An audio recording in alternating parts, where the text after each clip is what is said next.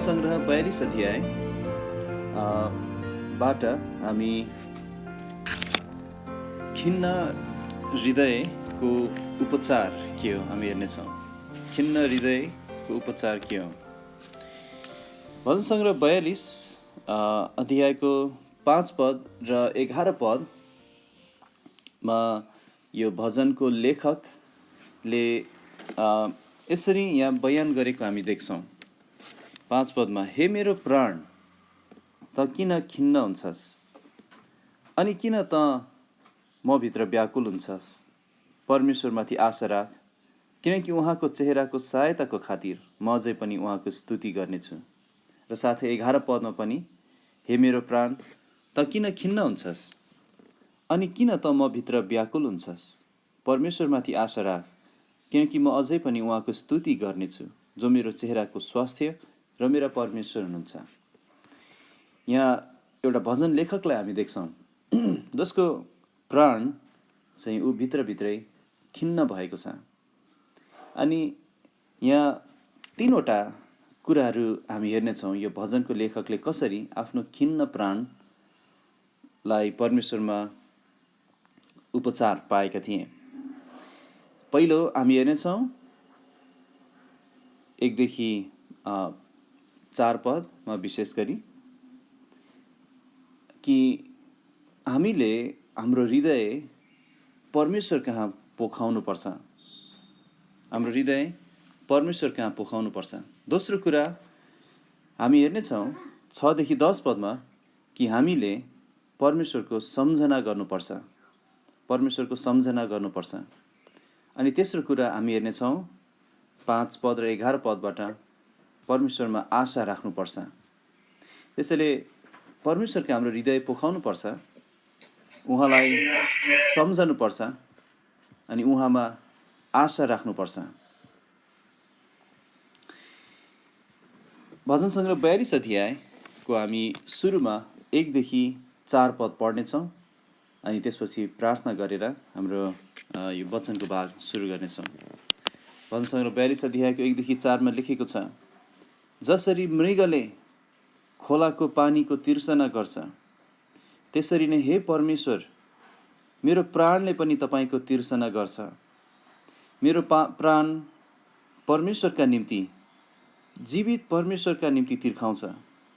कहिले म आऊँ र परमेश्वरको सामु देखा परूँ। तिनीहरूले मलाई निरन्तर तेरो परमेश्वर कहाँ छ भनिरहँदा मेरा आँसुहरू दिनरात मेरा भोजन भएका छन्। यी कुरा सम्झँदा म मेरो मन आफू भित्रभित्रै पोखाउँछु, किनभने भिडको साथमा जान्थेँ। जय जयकार र स्तुति प्रशंसाको आवाजको साथमा म उनीहरूसँग परमेश्वरको भवनमा जान्थेँ, एक उत्सव मनाउने भिडको साथ।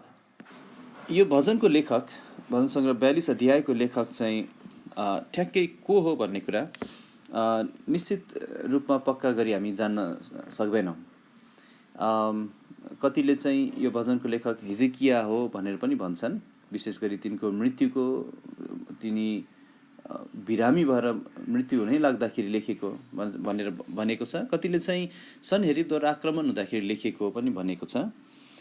अनि कतिले चाहिँ यो दाउदले लेखेको भजन हो भनेर पनि भनेका छन्। अनि तर यहाँ ठ्याक्कै बताएको छैन कसले लेखेको हो भनेर, अनि त्यो महत्त्वपूर्ण पनि छैन। मुख्य कुरा चाहिँ यहाँ भएको विषय हो। मुख्य कुरा यो भजन लेखकको परमेश्वर हुनुहुन्छ मुख्य विषय चाहिँ। अनि तर अनुमान लगाउन सक्छौँ कि यो भजन लेख्ने व्यक्ति चाहिँ दाउद हुन सक्छन् भनेर, किनभने यो पढ्दाखेरि चाहिँ दाउद बाहेक अरू को होला र भन्ने प्रश्न आउन सक्छ। दाउदको तरिका, दाउदको अनुभव यहाँ हामी देख्न सक्छौँ अरू भजनहरूमा भएको जस्तै। यहाँ मुख्य विषय चाहिँ के हो भने, एउटा व्यक्ति छ, ऊ चाहिँ सायद आफ्नो घरबाट टाढा छ। अनि मानव दाउद नै यदि हुन् भने दाउद चाहिँ यरुसलेमदेखि टाढा पुगेका छन्, परमेश्वरको निवास स्थानदेखि टाढा पुगेका छन्। अनि त्यहाँ परमेश्वरको निवास स्थानमा आराधना गर्न गएको कुरालाई सम्झना गरिरहेका छन्। एउटा व्यक्ति जो आफ्नो घरबाट टाढा छ, एउटा व्यक्ति जो परमेश्वरको वासस्थानबाट, भेटो नेपालबाट टाढा छ, तर ऊ अहिले आत्मिक रूपमा खिन्न भएको छ। आत्मिक रूपमा ऊ खिन्न अवस्थामा पुगेको छ अनि यो बेला ऊ परमेश्वरको तिर्सना गरिरहेको छ। यो बेला चाहिँ एउटा मृगले खोलाको पानीको तिर्सना गरेको जस्तै परमेश्वरको तिर्सना गरिरहेको छ। हो, उसको हृदयमा शङ्काहरू छन्, डरहरू छन्। कसको हृदयमा हुँदैन र? तपाईँ र हामी मध्येमा यहाँ भजन लेखकको हृदयमा पनि शङ्काहरू छन्, डरहरू छन्।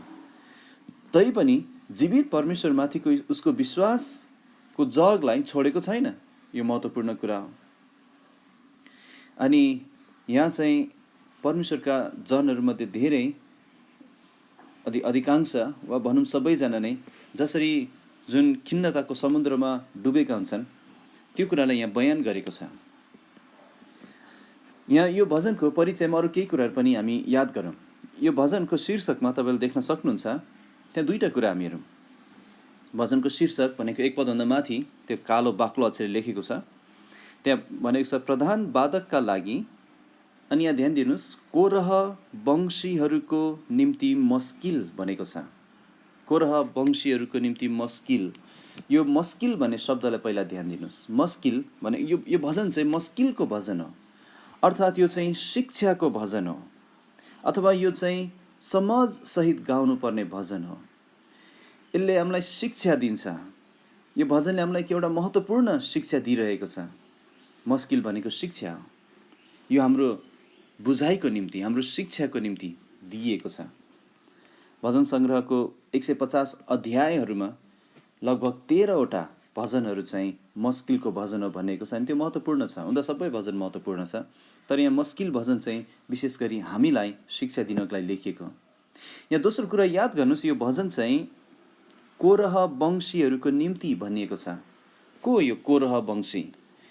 कोरह तपाईँले नाम सुन्नुभएको छ होला। कोरह चाहिँ प्रख्यात भन्दा पनि कुख्यात व्यक्ति थिए। कोरहलाई परमेश्वरको मोसा र हारूनलाई विरोध गर्दा परमेश्वरको विरोध गर्ने व्यक्तिको रूपमा चिनिन्छ। कोरह चाहिँ अगुवाहरूको विरोध गर्ने व्यक्ति थियो। परमेश्वरद्वारा नियुक्त गरिएको नेतृत्वको विरोध गर्ने व्यक्ति थियो। त्यसैले उसको नाम चाहिँ नयाँ नियममा पनि परमेश्वरले दोहोऱ्याउनु भएको छ। यहुदाको पुस्तक 11 पदमा कोरहको विरोध गराई भनेर उसको नाम त्यहाँ लेखिएको छ। कोरह एकजना लेवी थिए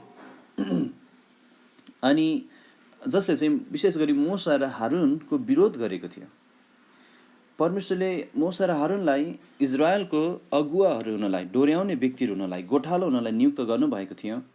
तर यी व्यक्तिहरूले चाहिँ मोसा र हारूनको विरोधमा षड्यन्त्र रचे, विरोध गरे।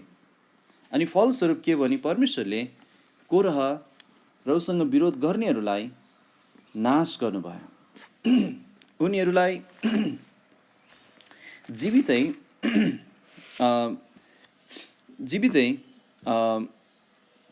परमेश्वरले पृथ्वीभित्र वा अधोलोकमा पठाउनु भयो। जस्तै सुन्न सक्नुहुन्छ यहाँ गन्ती 16को 31मा के भनेको छ भने, जब यस्तो भयो जब उनले यी सबै कुराहरू भनिसिदिए तब तिनीहरू मुनि भएको जमिन फाट्यो, पृथ्वीले आफ्नो मुख खोल्यो अनि तिनीहरूलाई र तिनीहरूका घरानाहरू साथै कोरहको पक्षका सबै मानिसहरूलाई र तिनीहरूका सबै मालतालहरू निलिदियो। तिनीहरू र तिनीहरूका सबै थोकहरू जिउँदै अधोलोकमा पुगे। पृथ्वी तिनीहरूमाथि बन्द भयो अनि तिनीहरू समुदायको बीचबाट नष्ट भए।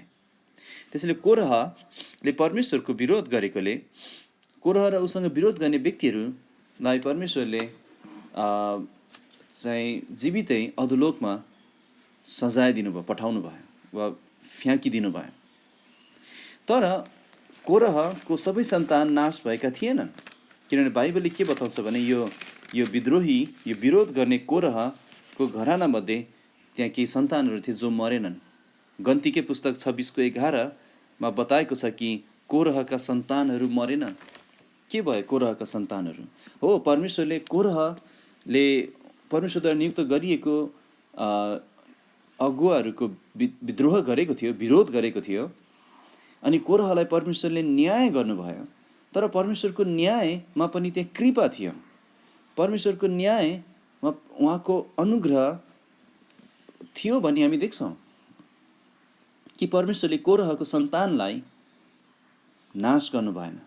उहाँले नाश गर्नु भएन मात्र होइन, तर त्योभन्दा बढी उहाँले अनुग्रह देखाउनु भयो, कोरहको सन्तानलाई प्रयोग गर्नुभयो। उनीहरू चाहिँ इजरायलमा मन्दिरमा आराधना गर्ने काममा नेतृत्व गर्ने वर्गहरूमध्ये पढ्थे। प्रधान बाधक भनेको छ, प्रधान बाधकमध्ये एकजना चाहिँ कोरहको सन्तान पनि पढ्थ्यो। त्यसैले यो भजन सङ्ग्रह 42 अध्याय यो खिन्न हृदयको भजन सङ्ग्रहको यो खिन्न हृदयको भजन चाहिँ परमेश्वरको अनुग्रहको स्वादबाट सुरु हुन्छ, परमेश्वरको कृपाबाट सुरु हुन्छ। परमेश्वरको न्याय पनि छ त्यहाँ, तर उहाँको ठुलो कृपा छ। अनि यहाँ चाहिँ विशेष गरी कोरह वंशीहरूलाई, कोरहको सन्तानहरूलाई परमेश्वरको कृपा हामी यहाँ देख्न सक्छौँ। उहाँले आफ्नो कृपाको सम्झना गराउनु भएको देख्न सक्छौँ। त्यसैले यो शिक्षाको गीत हो। अनि यो कोरहका सन्तानहरू पनि जब उनीहरूले परमेश्वरको कृपाको स्वाद पाए, उनीहरूको पुर्खाहरूसँग उनीहरू नाश भएनन्, उनीहरूको बुबासँग उनीहरू नाश भएनन्, उनीहरू धन्यवादले भरिए। अनि साथै उनीहरूले आफैलाई हामी नाश हुनु पर्थ्यो हाम्रो बुबाको विरोध गराइमा, तर हामीलाई परमेश्वरले बचाउनु भयो। अब के गर्ने? हामी आफैलाई परमेश्वरको सेवाको निम्ति अर्पण गर्छौँ। उनीहरू लेवीहरू थिए अनि उनीहरूले आफैलाई पुरै परमेश्वरको सेवाको निम्ति अर्पण गरिदिए। अनि विशेष गरी भजनको कुराहरूमा, यो पवित्र सङ्गीतको सेवामा उनीहरूले आफैलाई समर्पण गरिदिए। उनीहरूको जीवन बाँचेको थियो अनि उनीहरूको जीवन परमेश्वरको महिमाको लागि उनीहरूले दिए। त्यसैले कोरह वंशीलाई लेखेको यो भजन यहाँ अरू पनि पाउन सक्नुहुन्छ, अरू पनि छ उनीहरूको नाममा लेखिएको भजनहरू, तर यी भजनहरू चाहिँ आत्मिक अनुग्रह र कृपाले भरिएको भजनहरू छ।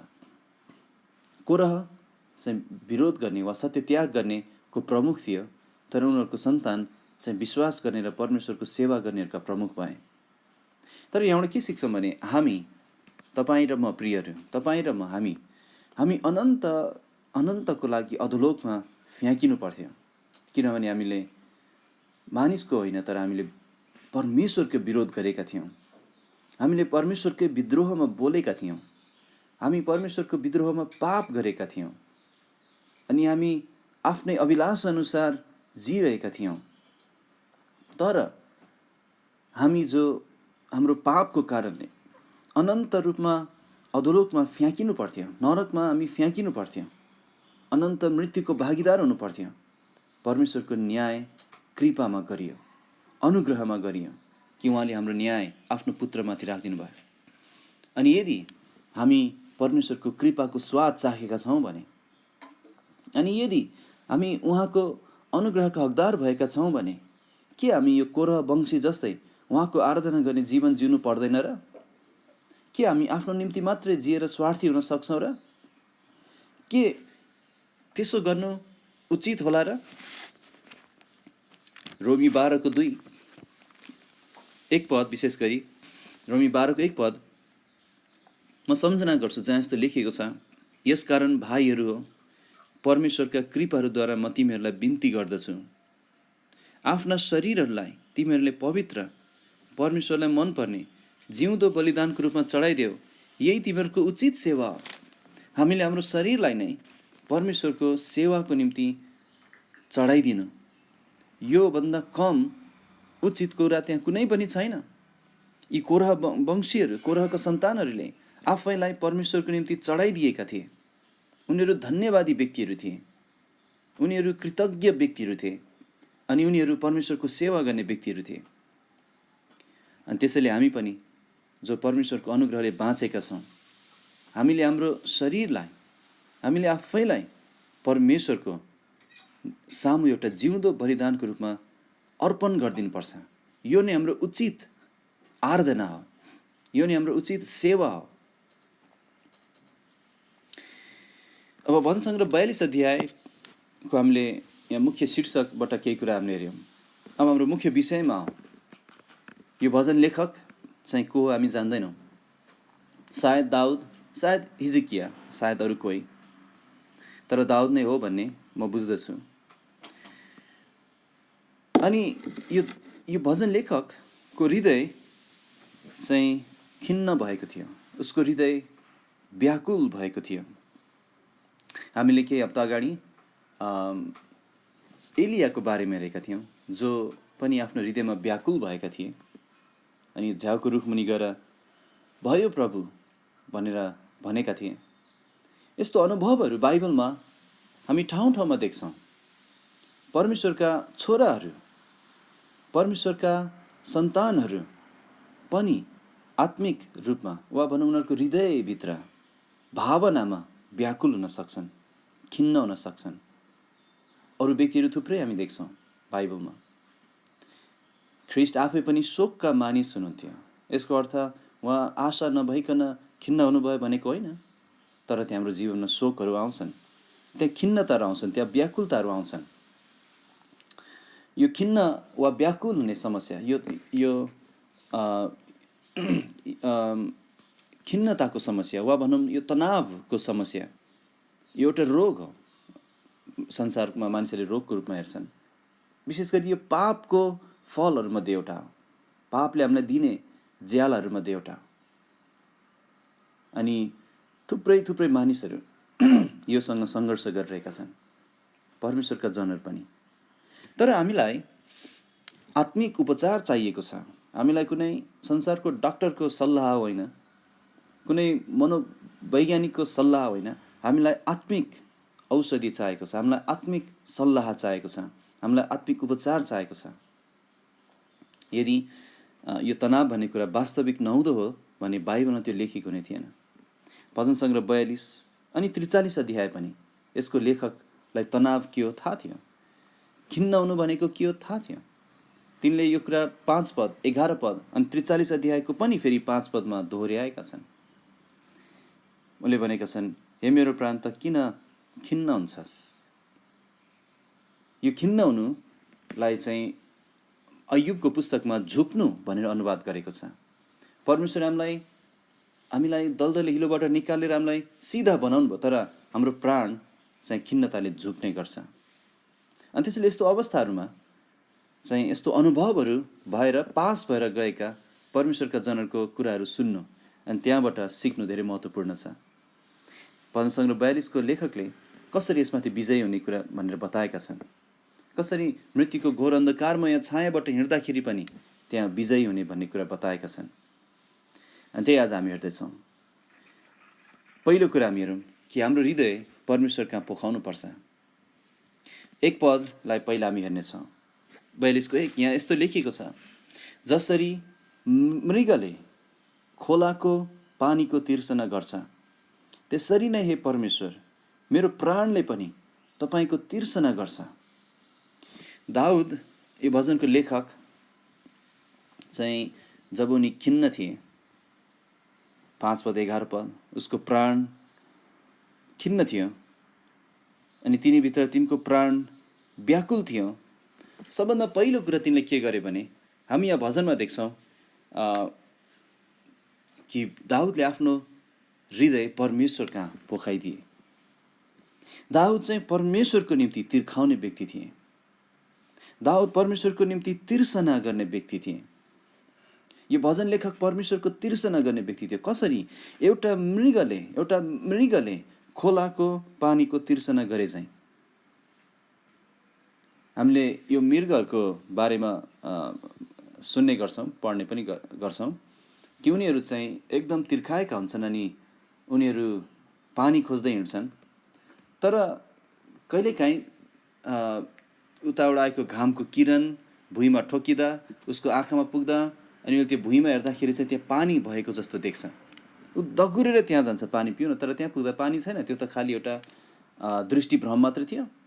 उसले फेरि अर्को ठाउँमा हेर्छ, त्यहाँ पनि पानी जस्तै देख्छ, दगुरेर जान्छ तर त्यहाँ पानी हुँदैन। ऊ तिर्खाएको छ र उसले पानीको तिर्सना गरिरहेको छ र पानीको पछाडि कुदिरहेको छ। दाउदले भन्दछ, ठ्याक्कै त्यस्तै प्रभु, म तपाईँको तिर्सना गर्छु। किन परमेश्वरको तिर्सना गर्नुपर्छ? किनभने बाइबलले बताएको छ भजन सङ्ग्रह 107 को 9 किनकि उहाँले तिर्सना गर्ने प्राणलाई तृप्त पार्नुहुन्छ र भोको प्राणलाई उत्तम पदार्थले सन्तुष्ट पार्नुहुन्छ। आज मानिसहरू आफ्नो आत्माको आफ्नो आत्मिक खाँचोको निम्ति धेरै ठाउँमा कुद्ने गर्छन्, धेरै ठाउँमा उनीहरू खोज्ने गर्छन्। हुन त सत्य परमेश्वरलाई खोज्दैनन्, आफ्नै हृदय अनुसारको देवताहरूको पछि लाग्छन्। परमेश्वरको बारेमा थाहा पाएर पनि उनीहरू परमेश्वरलाई इन्कार गर्छन्। अनि के पाउँछन् उनीहरूले खालि रित्तोपना पाउँछ ती ढुङ्गाहरूमा, ती ढुङ्गाका मूर्तिहरूमा, ती मान्छेको कल्पनाद्वारा बनाइएका देवताहरूमा कुनै पनि सन्तुष्टता छैन। उनीहरूको पछि लागेर त्यहाँ कुनै पनि त्यो तिर्सना पुरा हुन सक्दैन। केवल परमेश्वरमा मात्र उहाँले तिर्सना गर्ने प्राणलाई तृप्त पार्नुहुन्छ, बाइबलले बताउँछ। उहाँ भोकको प्राणलाई उत्तम पदार्थले सन्तुष्ट पार्नुहुन्छ, बाइबलले बताउँछ। येशूले भन्नुभयो, हरेक जो तिर्खाएको छ, भोकाएको छ, म कहाँ अनि म तिमीलाई जीवनको पानी दिनेछु। त्यसैले हामीले परमेश्वरको तिर्सना गर्नुपर्छ। यहाँ यो भजन लेखक चाहिँ परमेश्वरको तिर्सना गरिरहेका थिए, परमेश्वरको तिर्सना गरिरहेका थिए अनि परमेश्वरको सङ्गतिको तिर्सना गरिरहेका थिए। 2 पद पनि हेरौँ। 2 पदमा मेरो प्राण परमेश्वरका निम्ति, जीवित परमेश्वरका निम्ति तिर्खाउँछ। कहिले म आउँ र परमेश्वरको सामु देखा परूँ। 4 पदमा पनि भजन लेखकले भन्छ, यी कुरा सम्झदा मेरो मन आफू भित्रभित्रै पोखाउँछु, किनभने भिडको साथमा जान्थेँ, जय जयकार र स्तुति प्रशंसाको आवाजको साथमा म उनीहरूसँग परमेश्वरको भवनमा जान्थेँ, एक उत्सव मनाउने भिडको साथमा। यो भजन लेखक जब खिन्न थिए, उनले परमेश्वरको सम्झना गरेर साथै परमेश्वरको सङ्गतिको पनि सम्झना गरे, परमेश्वरको जनहरूको साथमा हुनलाई अनि मिलेर परमेश्वरको आराधना गर्ने कुराको सम्झना गरे, किनभने त्यो एउटा ठुलो औषधि हो। प्रभुले भन्नुभएको छ, एक ठाउँमा भेला हुन नछोड, जति त्यो दिन नजिक आएको देख्छ उति नै त्यसो गर्ने गर। तर कति व्यक्तिहरू चाहिँ खास सङ्गति जानलाई हामीले बाहना बनाउनु पर्ने हो। जसरी भए पनि हाम्रो काम गर्ने ठाउँमा, हाम्रो जहाँसुकै होस्, सङ्गति जानलाई बाहना बनाउनु पर्ने। तर मानिसहरू, प्रेम सिलाएका व्यक्तिहरू चाहिँ सङ्गति नजानलाई बाहना बनाउँछन्। उनीहरू भन्छन्, म अति व्यस्त भएँ, अथवा म अति थाकेँ, अथवा म बिरामी भएँ। अनि एउटा बिरामी हुँदाखेरि जान नसक्ने अवस्था हुन्छ। तर यो हप्ता एकजना भाइसँग कुरा गर्ने मौका भएको थियो अनि मैले उहाँलाई सोधेको थिएँ तपाईँलाई यसरी धेरै धेरै कुद्दाखेरि थकान हुन्छ कि हुँदैन? अनि उहाँले के भन्नुभयो भने, म बिरामी भएर ओछ्यानबाट उठ्नै नसक्ने हुन्जेल म कुद्नेछु। अनि त्यो राम्रो जवाफ थियो कि हामी परमेश्वरको सङ्गतिको तिर्सना गर्ने व्यक्तिहरू हुन सकौँ। यदि तपाईँ परमेश्वरसँग सङ्गतिमा हुनुहुन्न भने, परमेश्वरका जनहरूसँग सङ्गतिमा हुनुहुन्न भने, तपाईँको खिन्नताले तपाईँलाई खानेछ, तपाईँको व्याकुलताले तपाईँलाई झन् उजाड पार्नेछ, तपाईँ सन्तुष्ट हुन सक्नुहुने छैन। यो भजन लेखक चाहिँ त्यस्तो थिएनन्। उनी चाहिँ परमेश्वरको सङ्गतिको तिर्सना गर्ने व्यक्ति थिए, परमेश्वरको जनहरूसँगको सङ्गतिको तिर्सना गर्ने व्यक्ति थिए अनि परमेश्वरका जानलाई बाहना खोज्ने व्यक्ति थिए। हामी सबै त्यस्तै हुनुपर्छ। तर अहिले धेरै मानिसहरूको जीवन त्यो देख्दैनौँ। जुन कुरालाई परमेश्वरले संसार भन्नुहुन्छ, त्यो कुरालाई मानिसहरूले आफ्नो मित्र भनेर भन्ने गर्छ। जुन कुरालाई परमेश्वरले शत्रु भन्नुहुन्छ, त्यो कुरालाई उनीहरूले आफ्नो मित्र चाहिँ अँगाल्छन्। अनि त्यसैले प्रेम सेलाएको छ परमेश्वरतर्फ। त्यसैले हृदयमा भएको खिन्नतामा शान्ति पाएको छैन मानिसहरूले। अन्तिम दिनहरूमा यस्तै हुनेछ, प्रभुले भन्नुभयो। तर हामी यही अन्तिम दिनहरूमा परमेश्वरलाई प्रेम गर्ने व्यक्तिहरू हुन चाहन्छौँ। मानिसहरू सेलाएको अवस्थामा हामी दाउद जस्तै हामी परमेश्वरको निम्ति तातो हुन चाहन्छौँ, उहाँलाई प्रेम गर्न चाहन्छौँ। के तपाईँ चाहनुहुन्न र? दाउद चाहिँ परमेश्वरको खोजी गर्ने व्यक्ति थिए। अनि 2 पदलाई फेरि एकचोटि विचार गरौँ अनि फेरि एउटा कुरालाई अलिकति जोड दिएर हामी हेर्नेछौँ। मेरो प्राण परमेश्वरका निम्ति, जीवित परमेश्वरका निम्ति तिर्खाउँछ, दाउद यसरी भने। जब हामीलाई हाम्रो हृदयमा यस्तो खिन्नताहरू, व्याकुलताहरू हुन्छ, हामीले खोज्नुपर्ने हाम्रो शरण परमेश्वर हुनुहुन्छ। अरू शरण स्थान हामीले खोज्नु हुँदैन। अनि दाउदले भने, प्रभु त्यो मृग जसरी तिर्खाउँछ पानीको निम्ति, ठिक त्यस्तै गरी म तपाईँको निम्ति तिर्खाउँछु। एउटा कुरा विचार गरौँ यहाँ, यदि कुनै खिन्नताले, यदि कुनै हाम्रो टाउको दुखाइले भनौँ न, यदि कुनै हाम्रो कठिन अवस्थाले परमेश्वरको निम्ति तिर्खा हामीभित्र उत्पन्न गर्छ भने त्यो राम्रो हो। किनभने कति अवस्थामा जब हामीलाई परीक्षाहरूले गाह्रो भएको हुँदैन, हामी परमेश्वरको निम्ति तिर्खाइरहेका पनि हुँदैनौँ। हुन त हामी 24 घन्टा परमेश्वरको निम्ति तिर्खाउनु पर्ने हो, तर परमेश्वरले हाम्रो जीवनमा त्यस्तो अवस्थाहरू आउन दिनुहुन्छ भन्ने हामी देख्छौँ। त्यस्तो जाँचहरूको अवस्था, त्यो कठिन अवस्था आउन दिनुहुन्छ। किन? ताकि हामी उहाँको निम्ति तिर्खाउन सकौँ। यहाँ भजन लेखकले के भनेको छ राम्रोसँग ध्यान दिनुहोस्। भजन लेखकले भनेका छ, मेरो प्राण परमेश्वरका निम्ति, जीवित परमेश्वरका निम्ति तिर्खाउँछ। भजन लेखकको प्राण चाहिँ जीवित परमेश्वरका निम्ति तिर्खाएको छ। यहाँ हाम्रो कतिपटक हाम्रो कमजोरी हामी देख्छौँ जुन हामीले स्वीकार गर्नुपर्छ। कतिपटक हामी परमेश्वरको निम्ति तिर्खाउनुभन्दा परमेश्वरको कुराहरूको निम्ति हामी तिर्खाउँछौँ, परमेश्वरबाट पाउने कुराहरूको निम्ति। कतिपटक हामी प्रार्थना गर्छौँ परमेश्वरबाट केही कुरा पाउनको निम्ति, हाम्रो तिर्खा त्यतातिर हुन्छ। कतिपटक हाम्रो बाइबल अध्ययनमा हामी परमेश्वरबाट के पाउँछौँ भन्ने कुराको निम्ति तिर्खाउँदै अध्ययन गर्छौँ। तर हामीले के गर्नुपर्ने हो भने पहिलो कुरा चाहिँ हामी परमेश्वरको निम्ति तिर्खाउनु पर्ने हो। पहिलो कुरा हामी परमेश्वरको खोजी गर्नुपर्ने व्यक्ति हो। जब हामी बाइबल खोल्छौँ, प्रभु म अरू कुनै कुराको निम्ति होइन, म तपाईँको निम्ति तिर्खाएको छु भन्नुपर्ने हो। त्यसरी प्रार्थना गर्नुपर्ने हो। जब हामी सङ्गतिमा जान्छौँ, सङ्गतिमा भेला हुन्छौँ, तब हामी त्यहाँ अरू कुनै कुराको निम्ति होइन, म तपाईँको निम्ति तिर्खाएको छु भन्नुपर्ने हो। भजन लेखकले यही भने। त्यसैले जब जाँचहरू थियो उसको जीवनमा, जब खिन्नताहरू थियो, उसले आफूलाई परमेश्वरको झन नजिक पाएको छ। यहाँ 2 पदमा अर्को कुरा ध्यान दिनुहोस्। भजन लेखकले भन्छ जीवित परमेश्वरका निम्ति। जुन परमेश्वरको निम्ति भजन लेखक तिर्खाएका थिए अनि जुन परमेश्वरको निम्ति तपाईँ र म तिर्खाउनु पर्ने हो, उहाँ जीवित हुनुहुन्छ। उहाँ जीवित हुनुहुन्छ। उहाँहरू मूर्ति जस्तो निर्जीव हुनुहुन्न। कुनै टाढामा भएको आवाज नसुन्ने बाल देवता जस्तो हुनुहुन्न। उहाँ जीवित हुनुहुन्छ अनि उहाँले आफ्नो सन्तानहरूको वास्ता गर्नुहुन्छ। उहाँ जीवित हुनुहुन्छ र उहाँले आफ्नो सन्तानहरूको अवस्था देख्नुहुन्छ। उहाँ जीवित हुनुहुन्छ र उहाँले आफ्नो सन्तानहरूलाई प्रेम गर्नुहुन्छ। त्यति मात्र होइन, उहाँले प्रेम खोज्नु पनि हुन्छ। मलाई प्रेम गर, तिमीहरू मेरो प्रेममा रहिरह, उहाँले भन्नुहुन्छ। उहाँले उनीहरूको प्रार्थनाहरू सुन्नुहुन्छ र उनीहरूको छुटकाराको निम्ति काम गर्नुहुन्छ। दाउद निश्चित थिए परमेश्वर जीवित हुनुहुन्छ।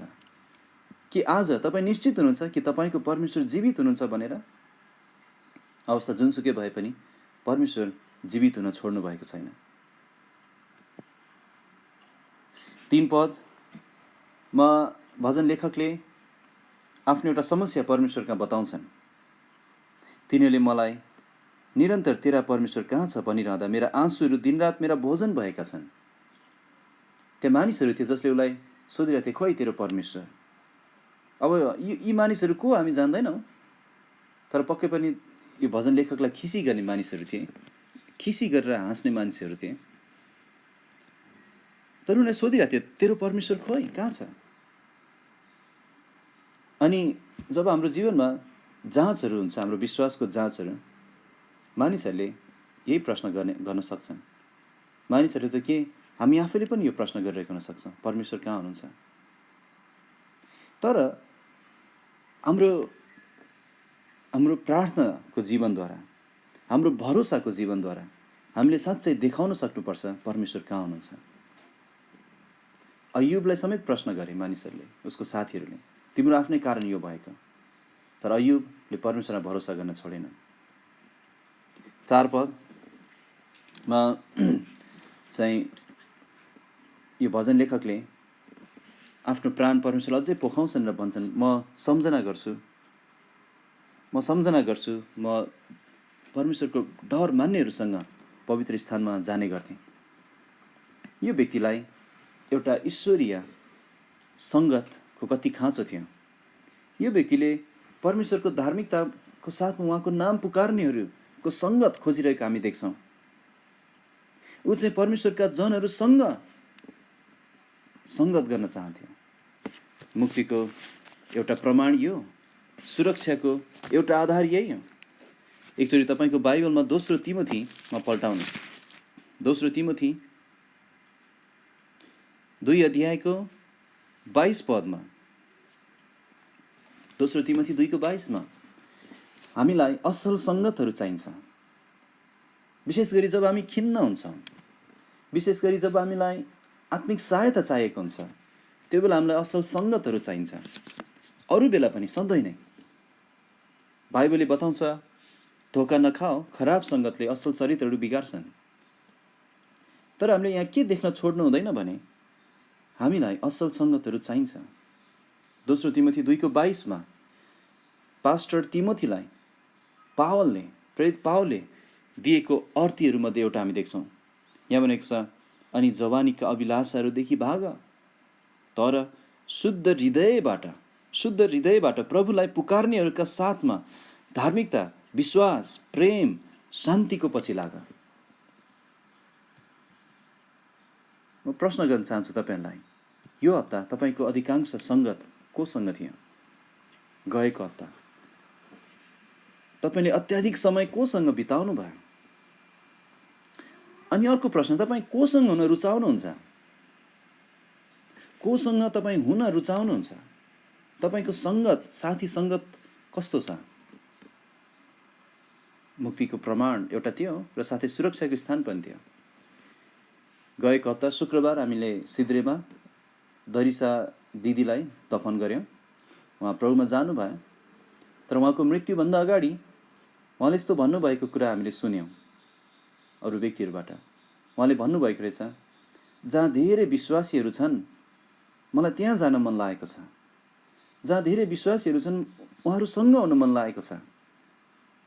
अब शरीरमा कति कुराले त्यो गाह्रो थियो, तर परमेश्वरले उहाँको इच्छा, उहाँको प्रार्थनाको जवाब दिनुभयो। आज उहाँ अति नै धेरै विश्वासी जनहरू भएको ठाउँमा हुनुहुन्छ। त्यो अति नै राम्रो ठाउँ हो, त्यो अति नै सुन्दर ठाउँ हो। तर हामी त्यहाँ कहिले पुग्छौँ हामी जान्दैनौँ। त्यो पवित्र जनहरूको जमातमा, पाप रहित सिद्ध पवित्र जनहरूको जमातमा हामी त्यहाँ कहिले पुग्छौँ जान्दैनौँ। तर आज अहिले मसँग मौका छ यो शरीरमा नै मेरो सँगै विश्वासीहरूसँग हुनलाई। ती विश्वासीहरू जो साँच्चै शुद्ध हृदयले प्रभुलाई पुकार्छन्, ती विश्वासीहरू जो धार्मिकता, विश्वास, प्रेम, शान्तिको पछि लाग्छन्, म उनीहरूसँग हुन रुचाउँछु। तपाईँ कोसँग हुन रुचाउनुहुन्छ? भजन लेखक चाहिँ यस्तो थियो, जब उनको प्राण खिन्न हुन्थ्यो, ऊ असल सङ्गत खोज्ने व्यक्ति थियो। ऊ आफ्नो कुरा परमेश्वर कहाँ पोखाउँथ्यो, तर ऊ असल सङ्गतसँग हुन रुचाउँथ्यो। मानिसहरूलाई असल सङ्गत चाहिन्छ, यस्ता व्यक्तिहरू चाहिन्छ जोसँग उनीहरूले आफ्नो हृदय पोखाउन सक्छन्, आफ्नो मनको कुरा पोखाउन सक्छन्।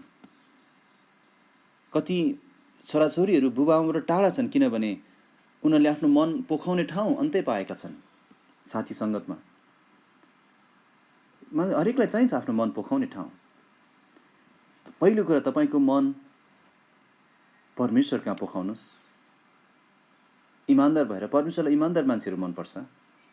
उहाँले हाम्रो समस्याहरू बुझ्नुहुन्छ, जान्नुहुन्छ, महसुस गर्नुहुन्छ अझ भन्ने हो भने। अनि हामी जति उहाँका हाम्रो समस्या ल्याए पनि उहाँले दिक्क मान्नु हुँदैन। अनि अरू कहाँ पोखाउन सक्नुहुन्छ तपाईँले? परमेश्वरको डर भन्ने व्यक्तिहरूसँग असल सङ्गत त्यसैले महत्त्वपूर्ण छ।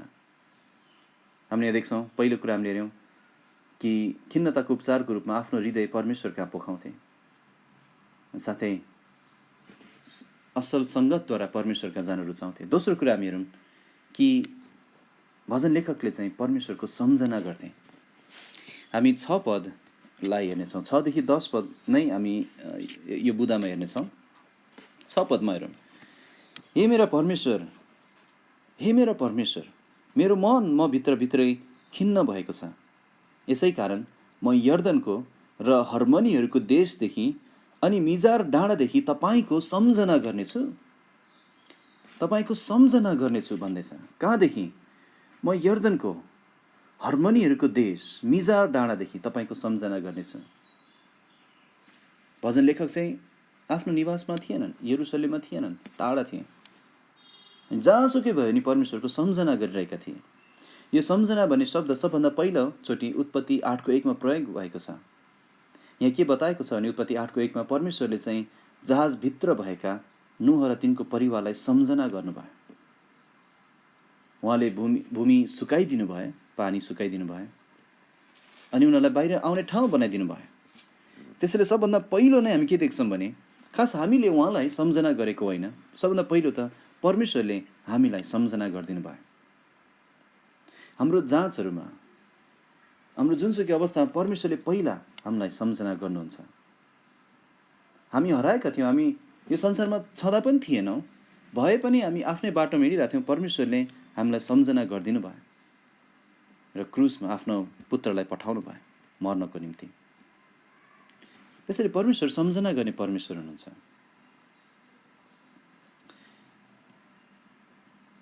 क्रुसमा भएको त्यो कुकर्मी, 2 मध्ये एउटा कुकर्मीले येशूलाई हेर्दै भने, प्रभु तपाईँ आफ्नो राज्यमा आउनुहुँदा मलाई सम्झना गरिदिनुहोस्।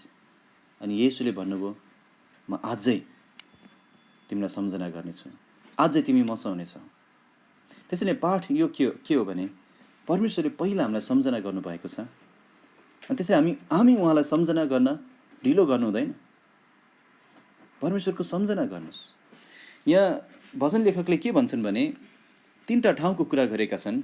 म यर्दनदेखि तपाईँको सम्झना गर्नेछु 6 पदमा, म हर्मनीहरूको देशदेखि तपाईँको सम्झना गर्नेछु, अनि म मिजार डाँडादेखि तपाईँको सम्झना गर्नेछु। यर्दन चाहिँ यसो भनौँ, यर्दन चाहिँ हर्मोनबाट निस्केको पानी अनि दानबाट आएको पानी बग्ने ठाउँ थियो। अनि त्यो चाहिँ बग्दै बग्दै गएर तल मृत खोलामा, मृत सागरमा पुग्थ्यो। अनि त्यहाँबाट त्यो कहिले पनि फर्केर आउँथेन। त्यसैले यर्दनले मृत्युको चित्रण गर्छ। यर्दन चाहिँ हाम्रो जीवनको सबभन्दा तल्लो भागको चित्रण गर्छ। साथै हर्मोन भनेको छ हर्मनीहरूको देश। हर्मोन डाँडा चाहिँ एकदम उच्च डाँडा थियो जहाँ अहिले पनि हिउँ पर्छ। हाम्रो जीवनमा हामी यर्दन जस्तै तल्लो अनुभव गर्ने पनि अवस्थामा पुग्छौँ। हामी हर्मोन जस्तै उच्च ठाउँमा पनि हामी पुगिरहेका हुन्छौँ। अनि यो मिजार भनेको छ, मिजार चाहिँ यसको अर्थ चाहिँ सानो डाँडा हो। अनि हामी हाम्रो जीवनको एउटा सानो डाँडामाथि पनि हुन्छौँ। जुनसुकै अवस्थामा होस्, चाहे हामी मृत्युको अन्धकारमय घाटीबाट बाहिर हिँड्नु परेको होस्, चाहे हामी आनन्दको शिखरमा हो अथवा कुनै पनि मिजार ठाउँमा हो, हामी परमेश्वरको सम्झना गर्नुपर्छ, उहाँलाई धन्यवाद दिनुपर्छ, अनि उहाँलाई सम्झना गर्नुपर्छ। अनि यहाँ भजन लेखकले भन्दैछ, म तपाईँको सम्झना गर्छु, तपाईँको सम्झना गर्छु। 7 र 8 पद हामी हेरौँ। तपाईँका छाँगाहरूको आवाजमा गहिरोलाई बोलाउँछ। तपाईँका सबै छाल र तपाईँका लहरहरूले मलाई छोपेका छन्। तरै पनि दिनको समयमा परमप्रभुले आफ्नो करुणा पठाउनुहुनेछ, अनि रातमा उहाँको गीत मेरो जीवनका परमेश्वरलाई मेरो प्रार्थना स्वरूप मसित हुनेछ। यहाँ दाउदले भन्दैछन् परमेश्वरले पठाउनुहुनेछ। के पठाउनु? आफ्नो करुणा पठाउनुहुनेछ। 8 पदमा हेर्नुहोस् त। तरै पनि दिनको समयमा, 7 पदमा भनेको छ यहाँ म गहिरोमा छु, मलाई छोपेका छन् छालहरूले। अवस्था यस्तो छ मेरो। 8 पद, तरै पनि दिनको समयमा परमप्रभुले आफ्नो करुणा पठाउनुहुनेछ। यो पठाउनु भन्ने शब्द जुन छ, यसलाई चाहिँ अरू ठाउँमा चाहिँ आज्ञा गर्नु भनेर अनुवाद गरिएको छ। सबभन्दा पहिलो यो चाहिँ उत्पत्ति 2:16 प्रयोग गरेको छ। उहाँले आज्ञा दिनुभयो आदमलाई, अर्को रुखको फल नखानु, त्यो एउटा रुखको फल नखानु। उहाँले आज्ञा दिनुभयो, त्यही शब्द पठाउनु। उहाँले आज्ञा पठाउनु भयो। अर्थात् यो आज्ञा गर्नु भनेको चाहिँ के हो भने परमेश्वरको अधिकार देखाउनु। उहाँले आदमलाई किन आज्ञा गर्नुभयो? उहाँको अधिकार थियो, उहाँ अधिकारी हुनुहुन्छ। परमेश्वरले करुणा पठाउनुहुन्छ। यसको अर्थ उहाँ मेरो जीवनमा भएको हरेक अवस्थाको अधिकारी हुनुहुन्छ। नियन्त्रण उहाँले गर्नुभएको छ, अनि उहाँले आज्ञा गर्नुहुनेछ यो सबै कुराहरूलाई। परमेश्वर चाहिँ 8 पद अनुसार मेरो जीवनको दिनको समयको पनि परमेश्वर हुनुहुन्छ, र 8 पद अनुसार उहाँ मेरो जीवनको रातको पनि परमेश्वर हुनुहुन्छ। यो संसारमा हामीले दुवै कुरा सामना गर्नुपर्छ। त्यहाँ दिन छ, त्यहाँ रात पनि छ। भनेको त्यहाँ हाम्रो जीवनमा आनन्दको समय पनि आउँछन् दिनको जस्तै, र त्यहाँ खिन्नताको समय पनि आउँछन् रातको समय जस्तै। एक दिन परमेश्वरले एउटा नयाँ संसार बनाउनु हुनेछ जहाँ कहिले पनि रात हुने छैन, कहिले पनि त्यहाँ हाम्रो जीवनमा रातको अवस्था आउने छैन। त्यहाँ हामी सधैँ दिनमा आनन्दमा हुनेछौँ, खिन्नतामा कहिले पनि हुने छैन। तर अहिले यो जीवनमा हामीले यो दुवै कुरा सामना गर्नुपर्छ, दिनको पनि रातको पनि, आनन्दको पनि खिन्नताको पनि। दिनमा उहाँले हामीलाई करुणा पठाउनुहुनेछ, आफ्नो दया पठाउनुहुन्छ। अनि रातमा चाहिँ के छ हेर्नुहोस् त, यहाँ 8 पद, रातमा उहाँको गीत मेरो जीवनका परमेश्वरलाई मेरो प्रार्थना स्वरूप मसित हुनेछ। रातमा उहाँले हामीलाई गीतहरू दिनुहुन्छ। अय्युबको पुस्तकमा अय्युबले पनि त्यही भने, अय्युब 35:10मा, अय्युब 35:10मा यस्तो भनेछ, मलाई बनाउने परमेश्वर कहाँ हुनुहुन्छ जसले मलाई राति गीतहरू दिनुहुन्छ। परमेश्वरले रातमा गीतहरू दिनुहुन्छ। धेरै जसो भजनहरू चाहिँ, धेरै जसो भनौँ अथवा थुप्रै भजनहरू भनौँ, थुप्रै भजनहरू चाहिँ यस्तै सङ्कष्टपूर्ण समयहरूमा लेखिएका भजनहरू हुन्।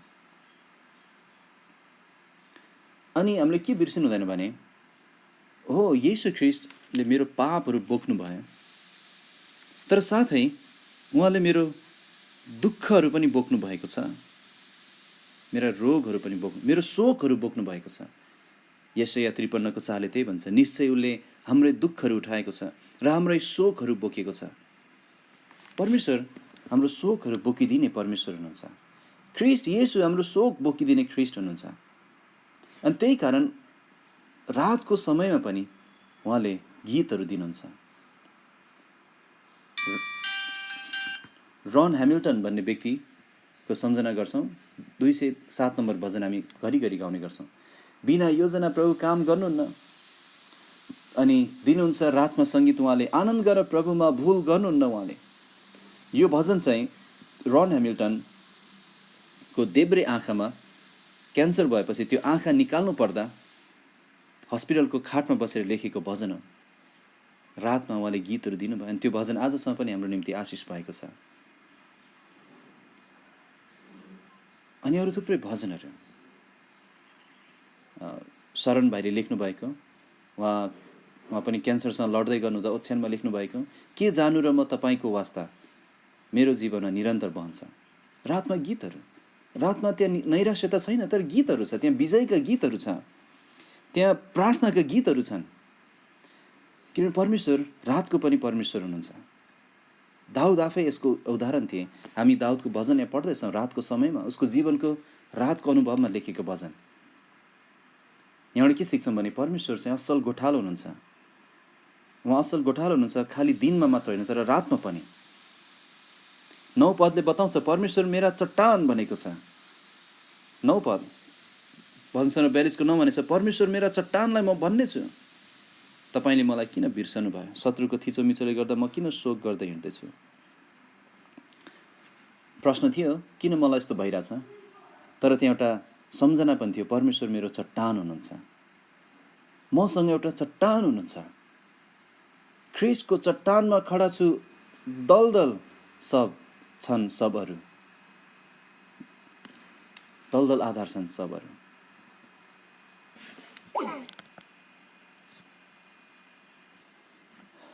त्यो भजनमा जस्तै ख्रिस्टको चट्टानमा खडा छु, दलदल आधार छन् सबहरू।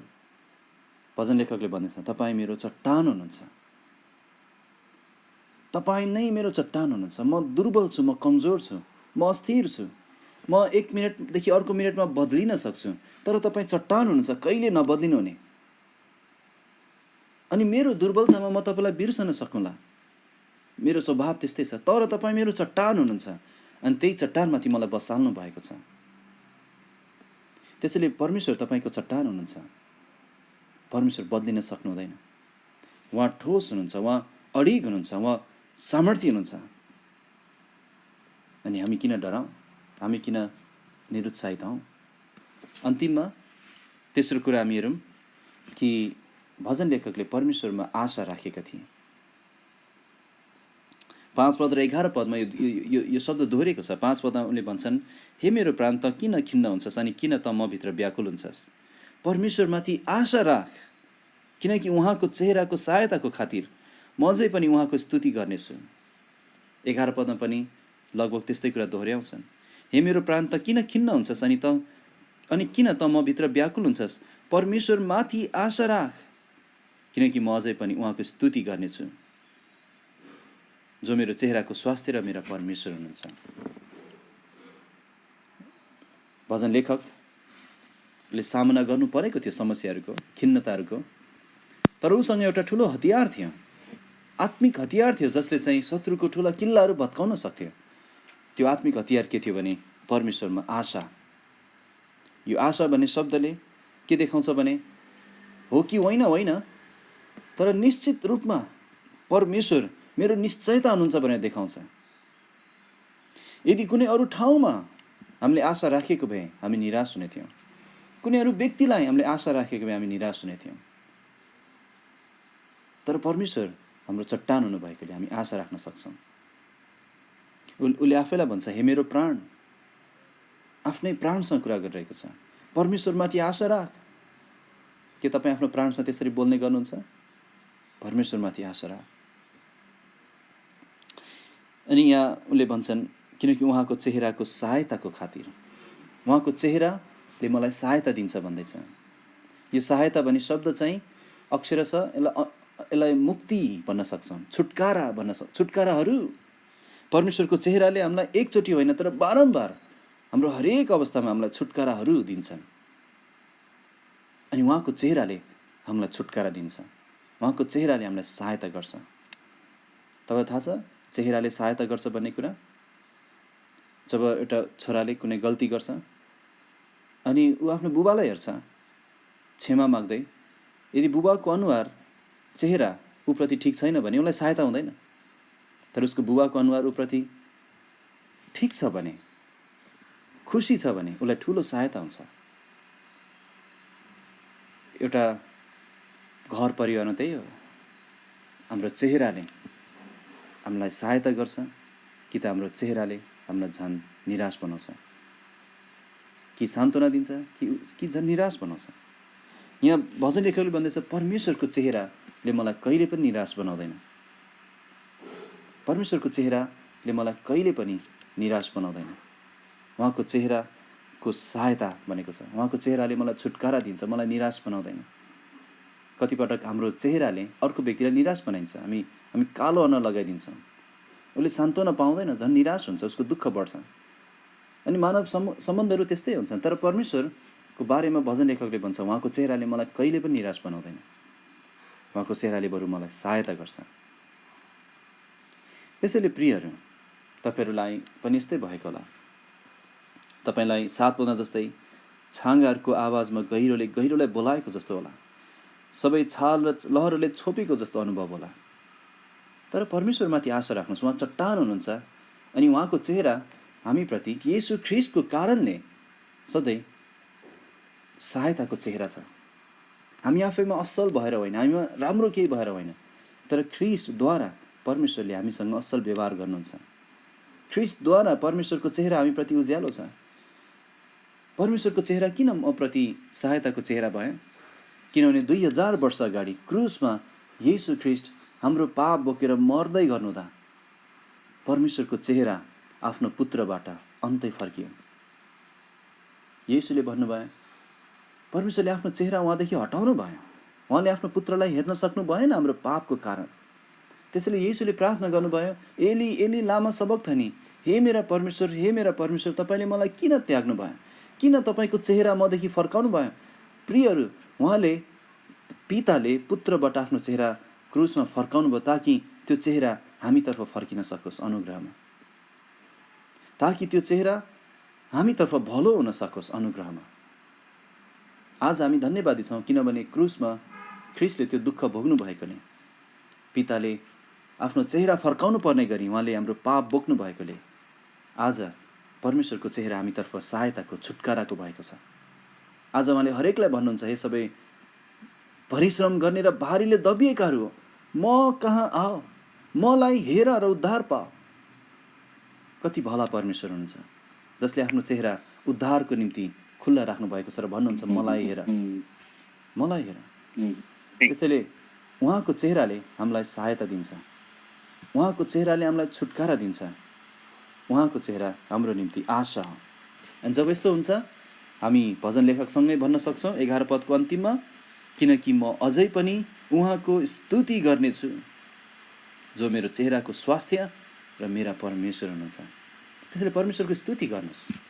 तपाईँको प्रार्थना, तपाईँको भारी, तपाईँको प्रार्थना बिसाउने ठाउँ त्यहाँ पाउनु भएको छ।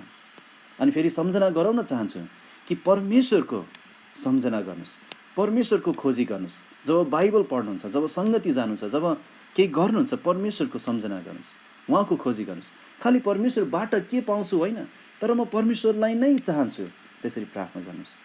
साथै सम्झना गराउन चाहन्छु परमेश्वरका असल जनहरूसँग सङ्गत गर्नुहोस्, उहाँका पवित्र जनहरूसँग शुद्ध हृदयले उहाँलाई पुकार्नेहरूको साथमा हुनुहोस्। अनि त्यहाँ तपाईँलाई धेरै ठुलो सान्त्वना मिल्नेछ। अनि अन्तिममा फेरि सम्झना गराउन चाहन्छु परमेश्वरमा आशा राख्नुहोस्। उहाँको चेहरा उहाँको सन्तानहरूप्रति जहिले पनि उज्यालो छ। पापीहरू प्रति समेत उहाँको चेहरा उद्धारले भरिएको छ। तर एक दिन आउनेछ यदि विश्वास कसैले गरेको छैन र उसको मृत्यु हुन्छ भने उहाँको चेहरा उसले हेर्न सक्ने छैन, तर उसले भाग्नेछ। उनीहरूले भनेछ मलाई लुकाइदेऊ उहाँको क्रोधदेखि। तर आज उहाँको चेहरा हामीलाई, तपाईँलाई बचाउन खुल्ला हुन्छ। साथै आफ्नो प्रिय छोराछोरीहरूलाई स्वास्थ्य दिनलाई, उनीहरूलाई आशा दिनलाई, उनीहरूलाई सहायता दिनलाई, आवश्यक पर्दा छुटकाराहरू दिनलाई म तयार हुनुहुन्छ। प्रभुले यो वचनमा आशिष राख्नु भएको होस्, तपाईँहरूलाई पनि आशिष होस्। अनि अन्तिममा प्रार्थना गर्नलाई